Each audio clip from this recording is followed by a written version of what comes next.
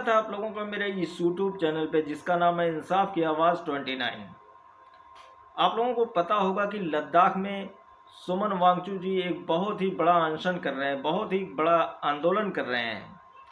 लेकिन आप लोगों को में बहुत कम ही लोग ऐसे होंगे जिनको पता होगा कि लद्दाख में जो आंदोलन चल रहा है, जो अनशन चल रहा है, सोनम वांगचुक जी जो आंदोलन कर रहे हैं उसका मकसद क्या हो सकता है, वो आखिर क्यों इतना बड़ा आंदोलन कर रहे हैं। और उस आंदोलन में 1000, 2000, 2500, 5000, 10,000 के लोग भी उस आंदोलन से जुड़े हैं और वो लोग खुले आसमान के नीचे कंटिन्यू सो रहे हैं, वहाँ रह रहे हैं। उनके अनशन करने का, उनके भूख हड़ताल करने का मकसद क्या है, वो किस तरीके से अनशन कर रहे हैं, शायद आप लोग देखेंगे तो आप लोग भी सोच में पड़ सकते हैं। आप लोग भी हैरान हो जाएंगे उनके अनशन, जिस कठिनाइयों के सामना वो कर रहे हैं अनशन के लिए। लेकिन उनके अनशन करने का जो सबसे बड़ा रीज़न है वो है लद्दाख का एक बड़ा एरिया जहाँ पे चीन कब्ज़ा कर लिया है, और वहाँ उस बड़े से एरिया में जो लद्दाख के चरवाहे होते हैं, जो भेड़ बकरियों को चराते हैं, वो उस बड़े एरिया में नहीं जा सकते। उनको वहाँ जाने से रोका जा रहा है। चीन उनको रोक रहा है वहाँ जाने के लिए, क्योंकि वहाँ का वो जो बड़ा एरिया होता है वो चीन के कब्ज़े में आ जाता है। और इसी बात को लेके सोनम वांगचुक जी इतना बड़ा धरना प्रदर्शन कर रहे हैं और इतना बड़ा आंदोलन कर रहे हैं, बिना खाए पिए भूख हड़ताल कर रहे हैं। उनके भूख हड़ताल का ये जो आंदोलन चल रहा है लगभग 20 से 21 दिन हो चुका है। लेकिन यहाँ पे उनकी जो मांग है, उनकी जो भूख हड़ताल करने की जो रीज़न है, वो भाजपा सरकार तक नहीं पहुँच पा रही है। भाजपा सरकार इस पर कोई भी कार्रवाई नहीं कर पा रही है।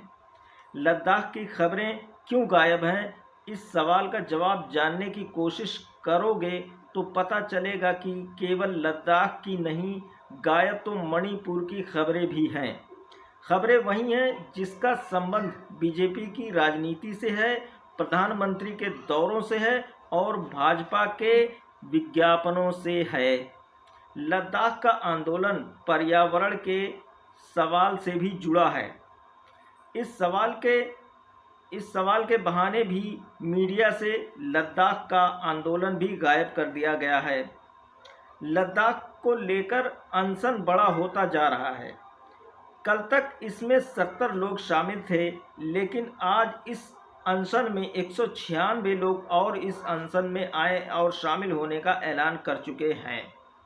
आइए मैं पहले आप लोगों को लद्दाख में हो रहे अनशन के जो सोनम वांगचुक जी हैं, इनकी एक वीडियो आप लोगों को दिखाता हूँ कि वो किस तरीके से अपना बयान और उनकी क्या मांग है, वो भाजपा सरकार से क्या मांग रख रहे हैं। आइए मैं पहले आप लोगों को उनकी एक वीडियो दिखाता हूँ।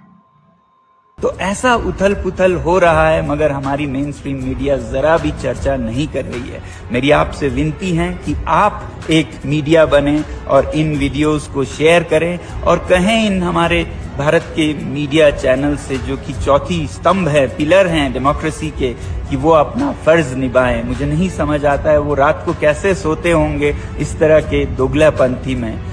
मुझे उम्मीद है कि आप सब लद्दाख का समर्थन करेंगे, भारत की सीमा की सुरक्षा का समर्थन करेंगे, क्योंकि लद्दाख के संरक्षण में ही भारत की सुरक्षा है। तो देखा आप लोगों ने, ये सोनम वांगचुक जी हैं जो बता रहे हैं, जो अपने अनशन के बारे में बता रहे हैं कि वो सरकार से क्या चाहते हैं, सरकार से उनकी मांग क्या है। आप लोगों ने सुना। आप लोगों ने ये भी देखा होगा कि जहाँ पे लद्दाख के जिस एरिया में सोनम वांगचुक जी और उनकी जो समर्थन है, जो लोग अनशन कर रहे हैं, जो लोग भूख हड़ताल कर रहे हैं, वहाँ का जो तापमान होता है, वहाँ की जो हालत होती है, मैं आप लोगों को बता दूं कि दिन में -2 से लेके रात में -10 तक का तापमान रहता है। फिर भी यहाँ खुले आसमान के नीचे अनशन जारी है और लोग समर्थन देने के लिए बड़ी संख्या में लोग पहुँच रहे हैं। -9 डिग्री के तापमान में 70 लोग खुले आसमान के नीचे सो रहे हैं। बर्फ़ जमा देने वाली हवा और हाथ कपा देने वाली ठंड हवा। फिर भी गोदी मीडिया के लिए इन संघर्षों का कोई महत्व नहीं है। -9 डिग्री के तापमान को झेलना कोई आम बात नहीं है दोस्तों। लेकिन हम लोग और आप लोग अपने घरों में इतने आराम से और इतने इत्मीनान से सोते हैं, तो इसका मतलब ये नहीं कि देश में सब कुछ अच्छा ही चल रहा है। आप लोग अपने घरों से निकल के, अपने गर्म बिस्तरों से निकल के एक बार सोनम वांगचुक जी या फिर उनके जो समर्थक हैं, जो इस तरीके का प्रोटेस्ट कर रहे हैं, जो भूख हड़ताल कर रहे हैं, उनके बारे में देखिए और सोचिए। लेकिन यहाँ पे मैं एक चीज़ और आप लोगों को क्लियर बता दूँ कि सोनम वांगचुक जी का ये जो अनशन है, इनका जो ये भूख हड़ताल है, ये कहीं ना कहीं ज़ाया ही जा सकता है।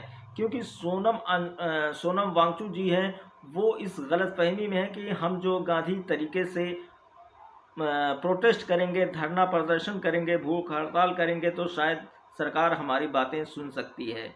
लेकिन सोनम वांगचुक जी एक चीज़ उनको शायद भूल चुके हैं कि हमारे इसी दिल्ली में सिंधु बॉर्डर पे हज़ारों किसान ऐसे होते हैं जो अपनी एमएसपी की गारंटी की मांग रखने के लिए एक साल से ज़्यादा उन लोगों ने धरना दिया, प्रदर्शन किया। लेकिन उनके साथ क्या हुआ? क्या दिल्ली की जो किसान होते हैं उनकी आवाज़ मोदी या फिर गृह मंत्री अमित शाह के कानों तक पहुंची?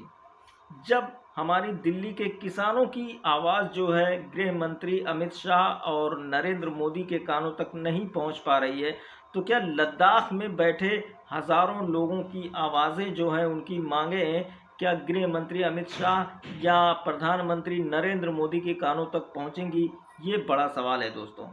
फिलहाल आइए मैं आप लोगों को उसी प्रोटेस्ट में, जो प्रोटेस्ट हो रहा है लद्दाख में, उनमें एक वीडियो मैं उन लोगों की दिखाता हूं आप लोगों को कि वो किस तरीके से अपनी मांग रख रहे हैं, किस तरीके से उस प्रोटेस्ट के बारे में बता रहे हैं। एक बार ये वीडियो आप लोग देखिए।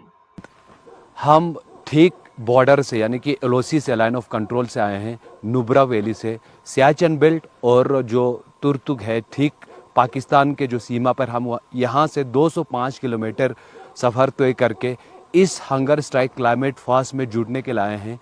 हम इसलिए आए यहाँ पे क्योंकि आज लद्दाख जो है, हमारी जो भविष्य है, हमारे फ्यूचर है, हमारे आइडेंटिटी, हमारी कल्चर, हमारे इन्वायरमेंट सब रिस्क पे है।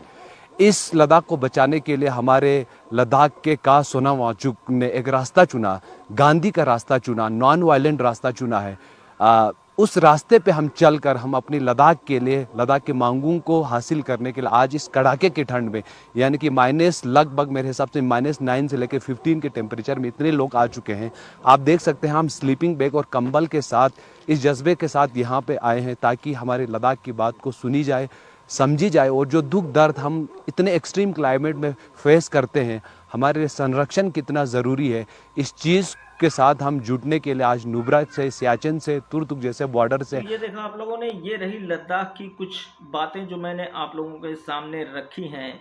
लेकिन वहीं आप लोगों को एक चीज़ और बता दूं कि मोदी सरकार के 10 साल के कार्यकाल में मोदी जी ने एक भी प्रेस कॉन्फ्रेंस नहीं रखी। आप लोगों को मणिपुर के बारे में तो पता ही होगा कि मणिपुर में 10 महीने के लगभग आसपास हो चुके हैं और उसमें 200 से ज़्यादा लोग मर चुके हैं, और सैनिक के और पुलिस अधिकारी के कुछ आला अधिकारी भी वहां से अगवा किए जा चुके हैं। लेकिन मोदी जी ने एक शब्द भी नहीं बोला मणिपुर के लिए। आखिर ऐसा क्यों किया जा रहा है? इसकी वजह क्या हो सकती है? ये वीडियो आप लोगों को कैसा लगा? वीडियो को आप लोग कमेंट करें, लाइक करें, शेयर करें। मिलते हैं फिर किसी नेक्स्ट वीडियो में, तब तक के लिए जय हिंद।